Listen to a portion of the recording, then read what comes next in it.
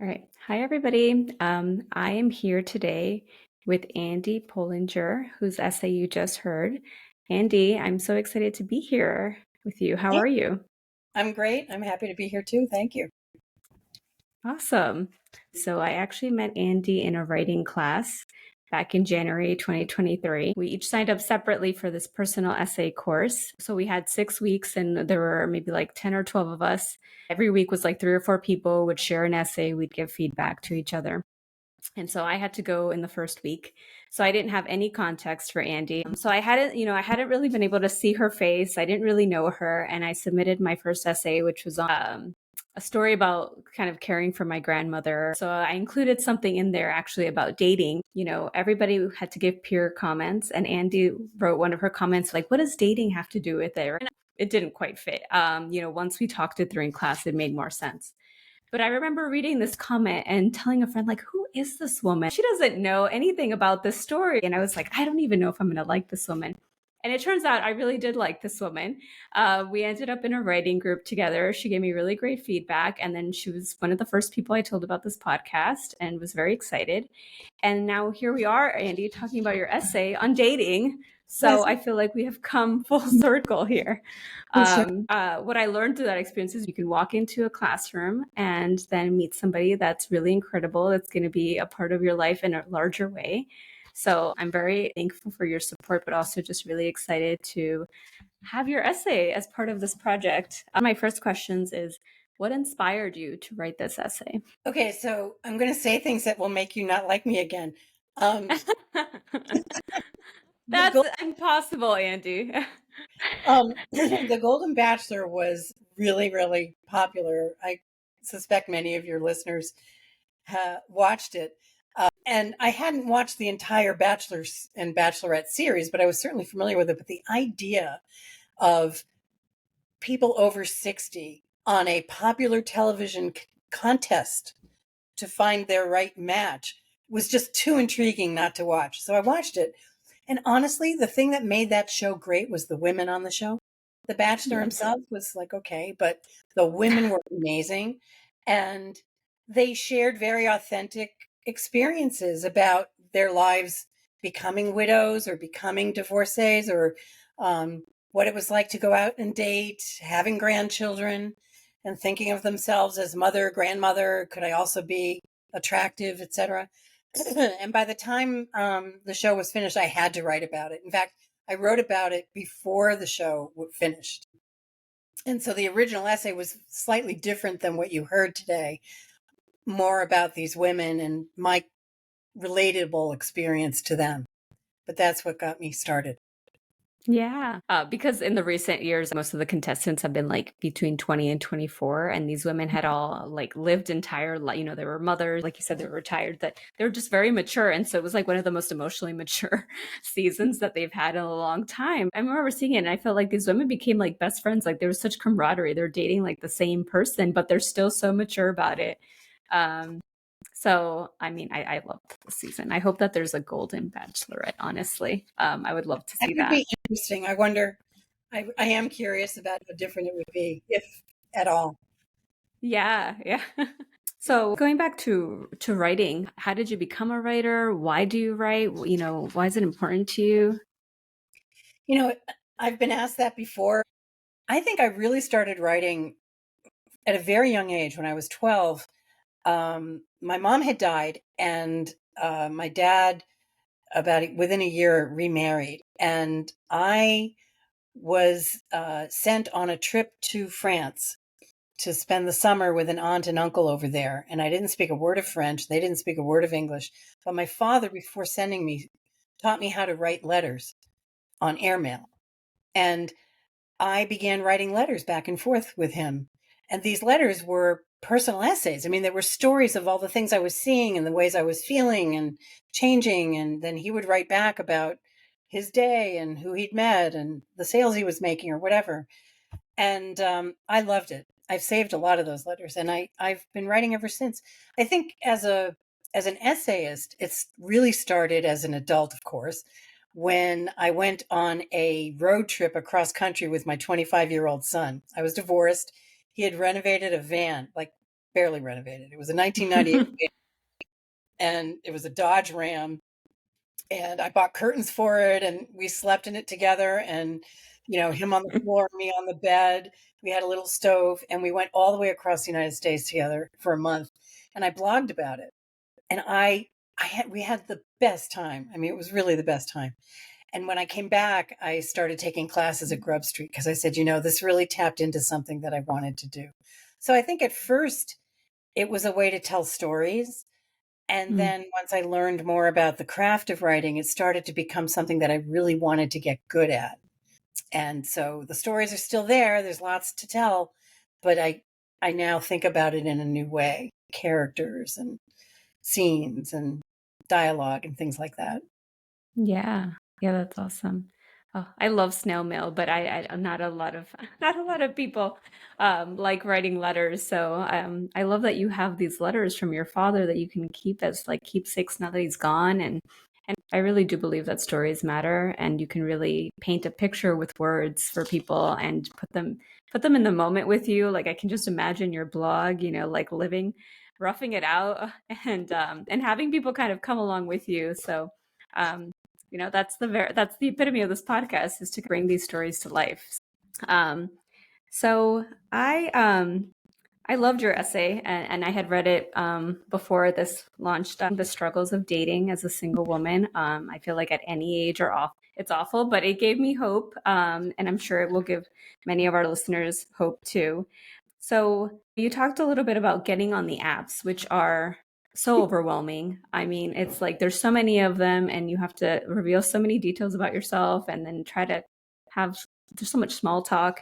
Can you tell me a little bit about kind of like the first few days of your experience with the apps? Like, what did you think going into it? I was freaked out, honestly. First of all, you got to put up pictures of yourself. You have to write about yourself. Um, there's just that whole side of it, forgetting the candidates that I might find. Just putting yourself out there was really different, and going to a bar, you can choose how much you want to be out there or not, right? You can turn your face Mm. and not look at anybody. You can always have a drink in your hand and not have to shake hands or talk to anybody. Or you can be totally out there and gregarious and like the life of the party. When you're online, it's just a static, this is you, this is it. So it was kind of scary. And that's why I really enlisted help from a friend who had been doing it for a while. And I said, you got to write this for me. I don't know what I'm going to say. And I knew it was super long, and I couldn't be too short, and I couldn't be too revealing. It was a big mystery.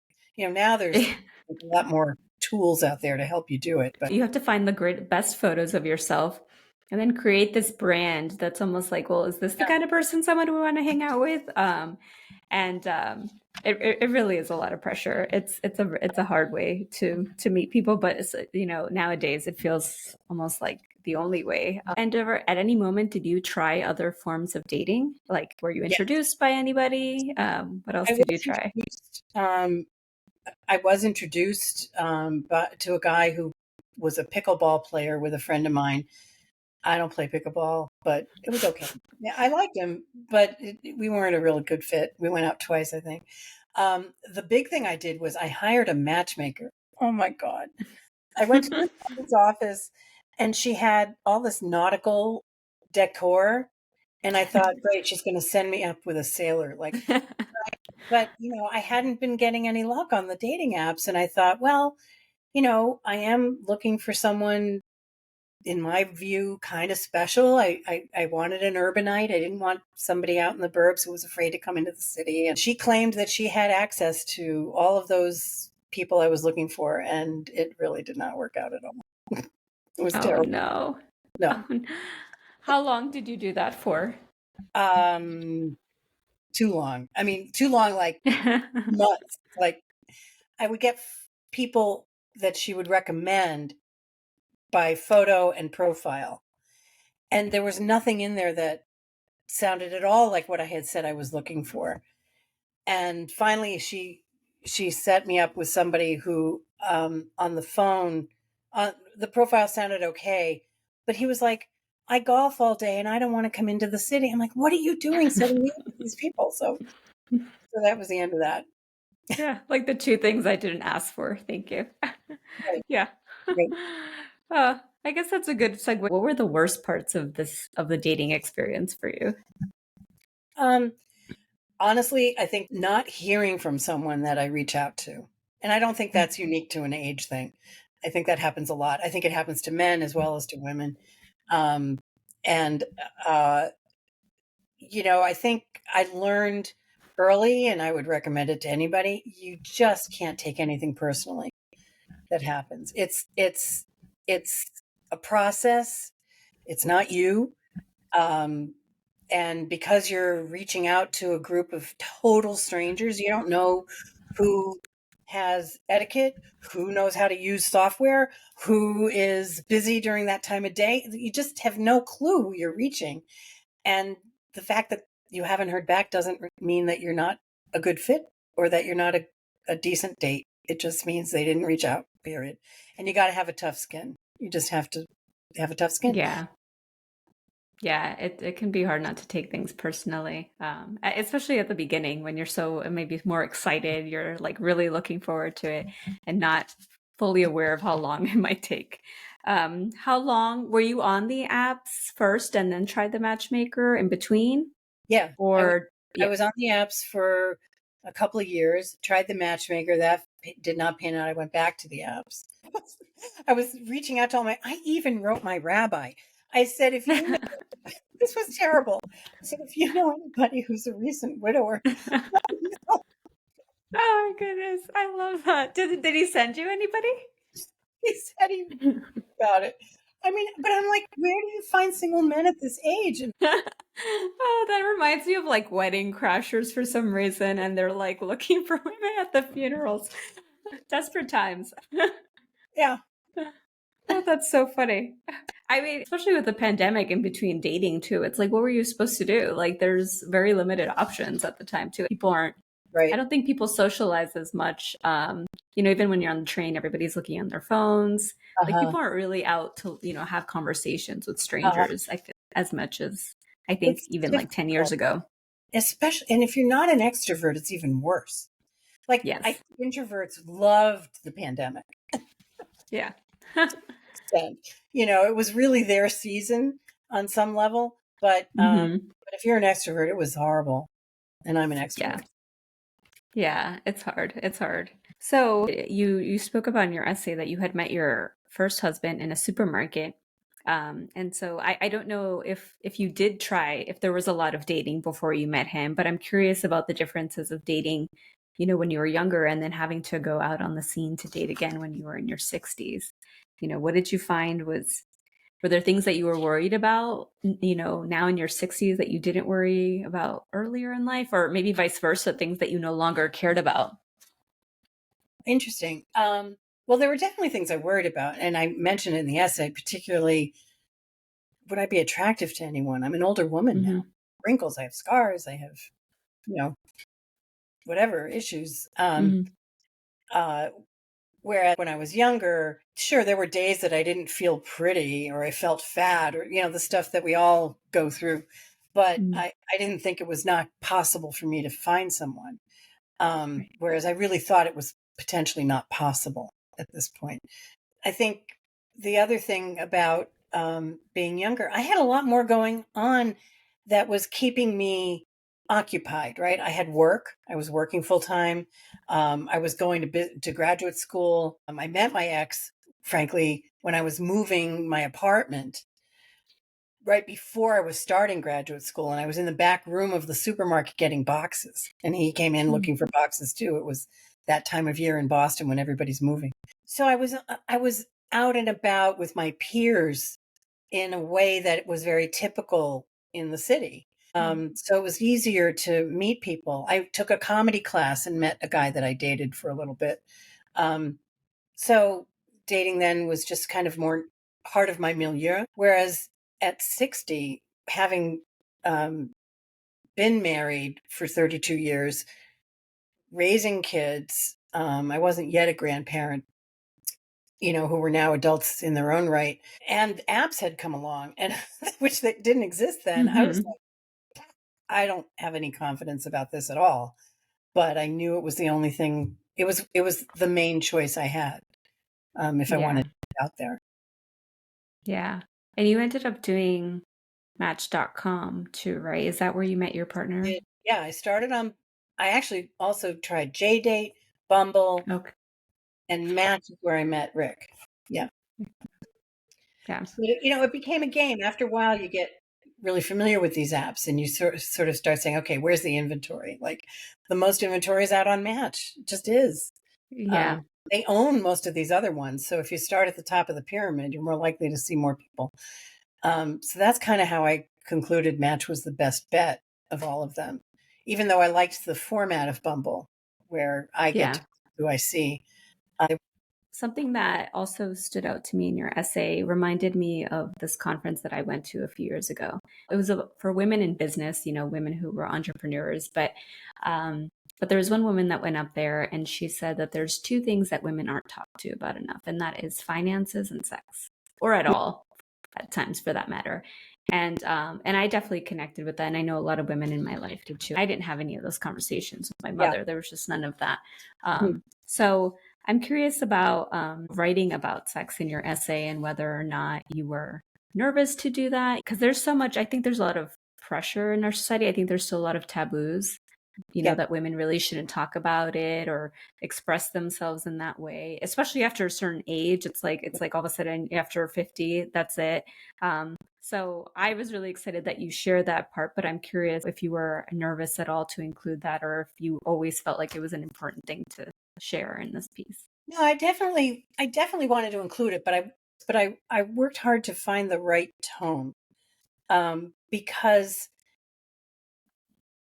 there's so much to a relationship, and I think over 60, a lot of people are curious. Well, is sex really part of that? Yes, it is.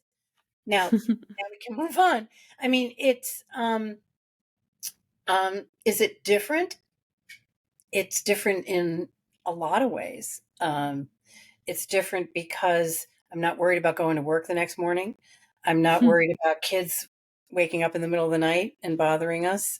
I'm not worried about birth control.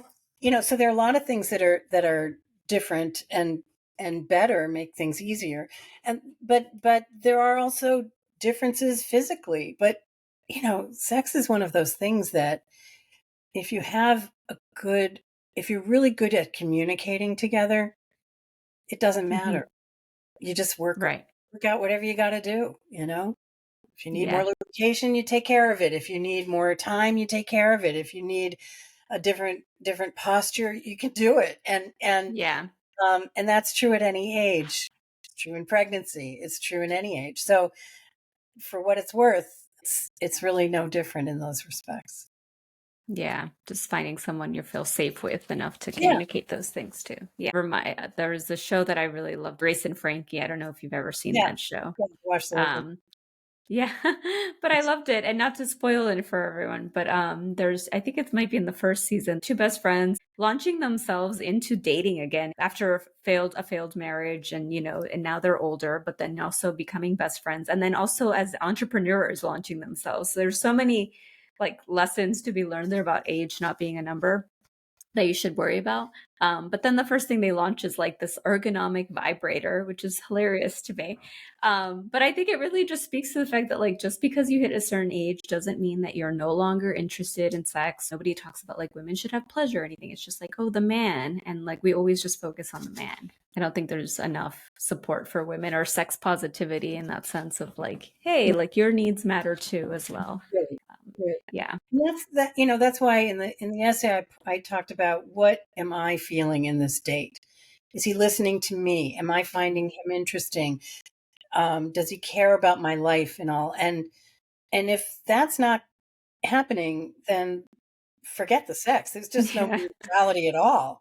So Yeah. mutuality became a real honesty, and mutuality were the two things that I was looking for most in someone. And I'm fortunate that I found that. Yeah. That's great. And it seems like you learned a lot about yourself during this process too. Not, not just about, the new technology that you had to figure out, but I'm curious, what were some of the highlights of the experience for you? Like whether it's like the best parts of dating or learning about yourself, things that you learned about yourself that you are now kind of carrying forward in your life, regardless of, having found a partner, but that you would have carried with you anyway. Well, I mean, some of the things that I liked about dating were very simple. I met really unusual people, unusual to me. I mean, an astrophysicist, a geologist. I mean, I learned a lot about glacial moraines in Massachusetts. I never knew. I mean, it wasn't the most exciting date, but it was interesting. So meeting different people whose lives were really different from mine too. You know, they grew up in different parts of the country or the world. They had a different childhood. They had a different whatever. And that was just interesting to me. Um, it also got me out. Like I said, I'm an extrovert and I didn't want to be sitting at home. A lot of my girlfriends who had partners or were married, they were busy. Um, Mm, uh, the friends that were single, we could get together from time to time, but you know, we weren't there to prop each other up all the time. And some nights the phone just didn't ring. So getting out a yeah. couple times a month was really great. So those were some of the good things. The things I learned about myself were one, I can be attractive to someone, more than one person, frankly. Um, and that I'm worth waiting for the right person. It's not that it's worth it to try to find, it's more that I'm worth Mm, having someone in my life.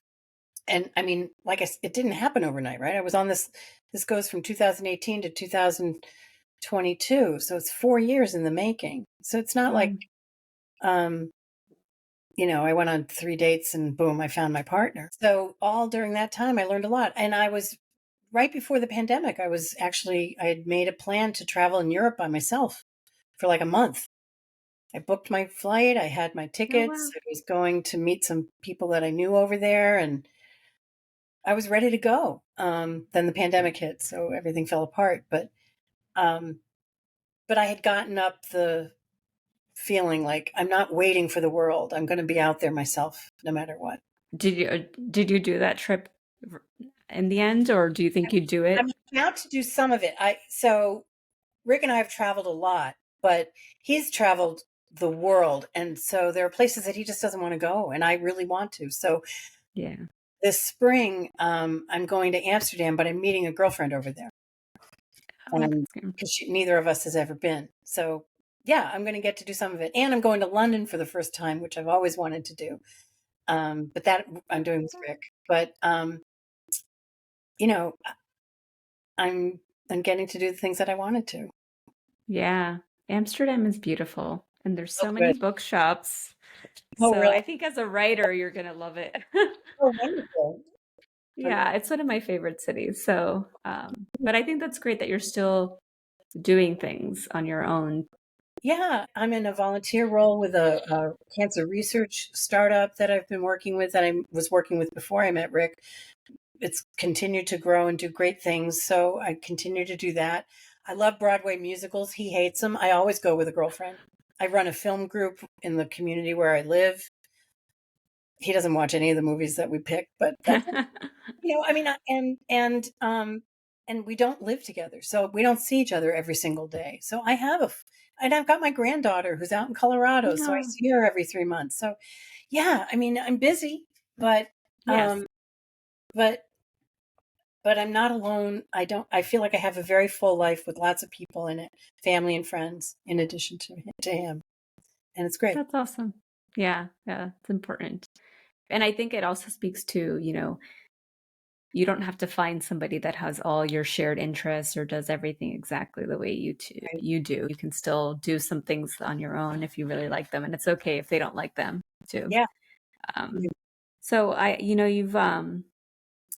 you've talked about, you know, in your essay that, you don't live together, but you've kind of taken the steps to talk about aging and what happens if someone gets sick. And I'm curious, if you have any fears of aging and him not living there. Will this scenario change at some point if the circumstances We change have. for I us. mean, we've been pretty intentional about that.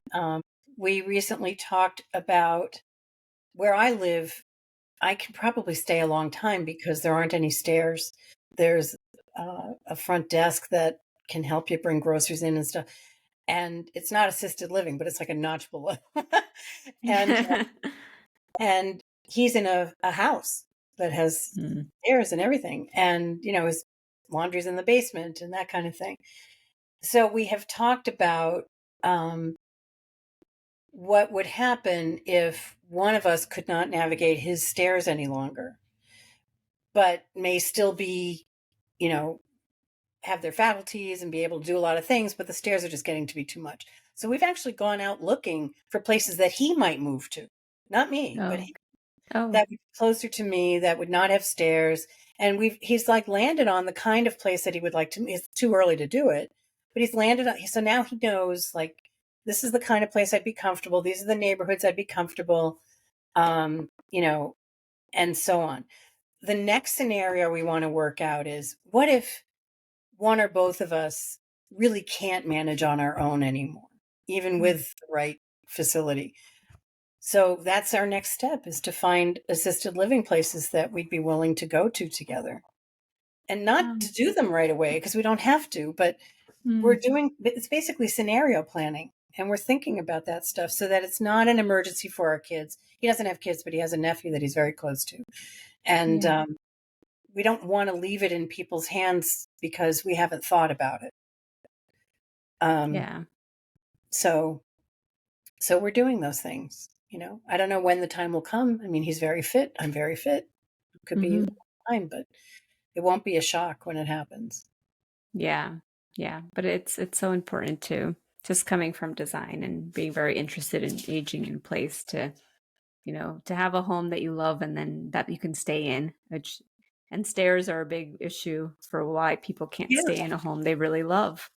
right, right. Um, but it's great if you can find a place now that you can, make it the home you really love and then not have to worry about um, that, having to go somewhere else. And then if you do, Right. to be able to find a place that you actually feel comfortable going and Mhm. because they're not all great.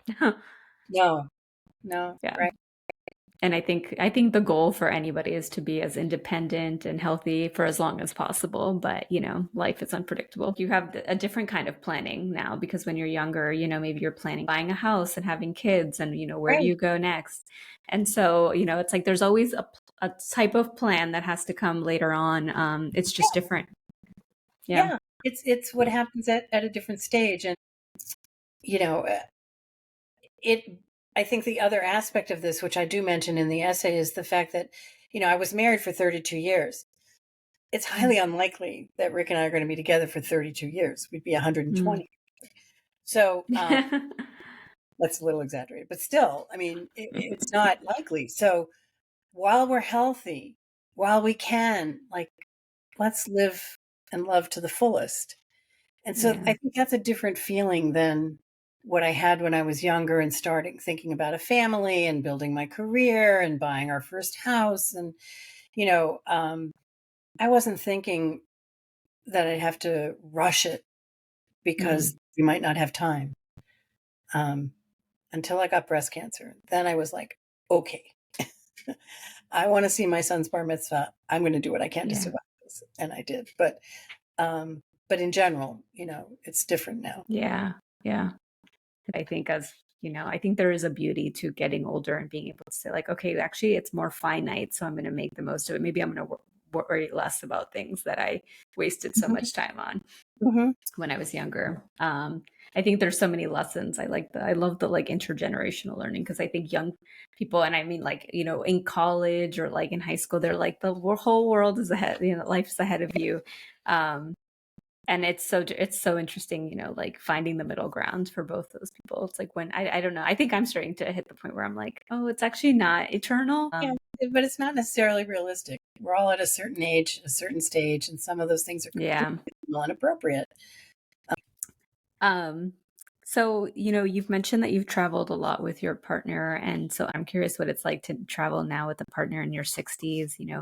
Are there things that you're enjoying more, or maybe um things that you wish you could do, but you're not able to do? Or, I guess I'm curious about the entire experience. Well, let me just say, traveling together with, someone is a real test of, are you compatible or not, right? I mean, how you pack the luggage, whether you're really punctual or you're a just in time kind of traveler. I mean, all that stuff happens all the time with people that travel together Mm. in relationships. So we dipped our toe when we took a long weekend to the Berkshires. It was a first trip that we took together. Um, and, for like a whole weekend, and where we had luggage and we had to drive and we had to like get the hotel and everything. And it really went well. And I think, it, for one thing, one of the things that I think has changed, that I've changed a lot, is certain stuff that would have bothered me like crazy, especially in my marriage. I don't care anymore. Like, Mm. whether he brings one suitcase or two, whether everything gets Mm. fixed into one bag for the two of us or we both bring our separate bags. Um, you know, uh, whether we eat dinner as soon as we get there or we go to a grocery store and grab stuff to keep in the fridge in the room. I don't care anymore. That's just not important. Um, what's important is, what are we going to do together? Are we going to be, comfortable? The thermostat, those things matter maybe. Yeah. um, but for the most part, I let him be him and he lets me be me. And what we negotiate around is energy levels. Do you feel like taking this really long walk, or should we try something else? Music. This one's going to be really, really loud. Grab the earplugs if you don't want to hear it. That kind of. And so I think I'm bringing a lot of learning from, quite honestly, from the dissolution of my marriage. I've Mm. become a better partner, and I've learned how to communicate better and how to argue better and negotiate better. Mm. Not when I say better, I don't mean getting my way. I mean like compromise, like what, and tossing out the stuff that just doesn't matter. So traveling for us has been pretty easy. I was really scared going to Tokyo, or actually, I was really scared going to Seoul. We went to Seoul, South Korea first. I'd Mm. never been on an around the world flight like that before. I mean, the farthest Oh. I'd been was a 10-hour flight to Israel, and this was like 15. And I was like, I don't know if I can do it. And he only wanted to go for 5 days. And I'm like, I'll die. Like, you can't do that. So we agreed, and we actually went for 6 days. It wasn't even 7 days. But but I was surprised, he was very accommodating and understanding. It was hot and humid there. I have asthma. It was difficult. So, we took a cab from the airport to the hotel, which was not ideal. There was a lot of traffic and it was annoying, but it was helpful. And I adjusted to the time change better than I thought I would. And then it was just a matter of food. He's a very adventurous eater, and I'm not so much. uh, Buffet at the hotel, he took all the stuff I couldn't pronounce, and I got the omelet, and it was fine. It was fine. So it was adventurous, but it was respectful. I think yeah. that's the biggest thing. So often people mention meeting the person at the right time. I'm curious if you've ever thought about whether or not you and your current partner would get along this well if you had met him earlier in your life and you didn't No have way. all of those skills. No? You would have worried about different things We were traveling. we would have been into totally different things. I couldn't Yeah. live the way he lives. And I don't think we would have been in the same circles at all. He's a pretty intellectual guy, and I like to banter in that way as well. So there might have been some overlap, but for the most Mhm. part, I don't think we would have. I think we were more ready for each other now, quite honestly. Yeah. The timing worked out for you. Yeah. So, looking back on your dating experience, if there's one piece of advice that you could kind of go back and give yourself or that you would give other women or anybody who's dating, what would it be? I would just say, believe in yourself. You're worth it. Mm. Don't take this stuff personally. Dating online has its own kind of characteristics, that meeting someone in a bar has its own characteristics. Honestly, in some respects, dating online is better than meeting in a bar. And, because you can always say, I'd like to meet you, but let's do it in the daytime over coffee. And it's a much more open experience that way. But just believe in yourself and believe that you're worth it, And when I didn't feel those things, I called on my friends to prop me up, and it helped. Yeah, it's great advice. Thank you so much, Andy, for sharing your story, for being on here, for giving me hope and then giving other women hope. I think that at any age you can not only date, but let's go out there and like do the things that you enjoy, that you like doing. And even if you have to do them alone, to just take a chance on yourself. Absolutely.